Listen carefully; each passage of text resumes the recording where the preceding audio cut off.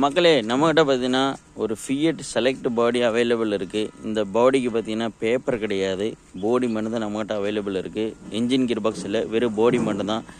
பாடியோட கண்டிஷன் பார்த்திங்கன்னா வீடியோ போட்டிருக்கேன், சரிங்களா. பானட்டு சூப்பராக இருக்குது. லெஃப்ட் சைடு ஃபெண்டரில் வந்து லைட்டாக டென்ட் இருக்குது, அது எடுக்கணும். ஸோ அதுக்கப்புறம் பார்த்திங்கன்னா ஒரிஜினல் பம்பர் இருக்குது, ஃப்ரண்ட் பம்பர் இருக்குது. இது வந்து ரைட் சைடு ஃபெண்டரு. அப்புறம் பார்த்திங்கன்னா இது ரைட் சைடு டோர் எல்லாமே ஓரளவுக்கு நல்லா இருக்குது. சின்ன சின்ன மைனர் பேட்ச் இருக்குது தான்.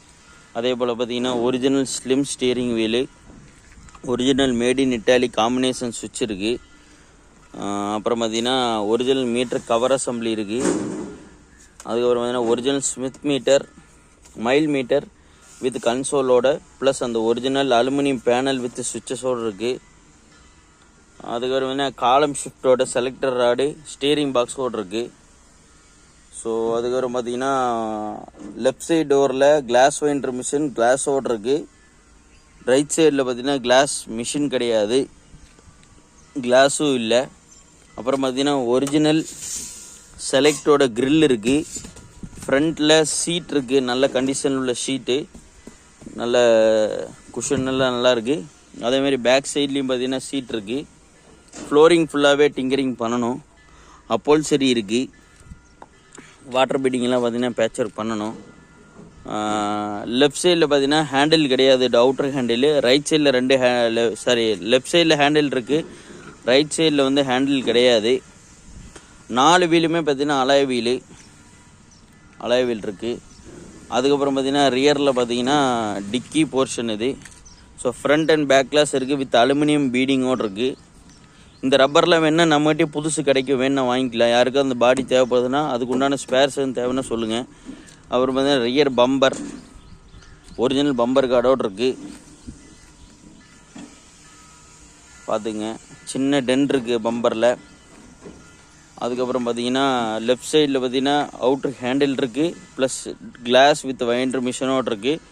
இந்த கார்னிஷ் பீடிங்கும் இருக்குது லெஃப்ட் சைடில், சரிங்களா. இந்த கார்னிஷ் பீடிங்கும் இருக்குது. ஸோ இது வந்து பார்த்திங்கன்னா லெஃப்ட் சைடில் இது தான் வேலை. இந்த ஃபெண்டரை வந்து டென்ட் பண்ணணும். அதுக்கப்புறமேல லெஃப்ட் சைடு டோரு. ஸோ டாப்பெல்லாம் பார்த்துங்க.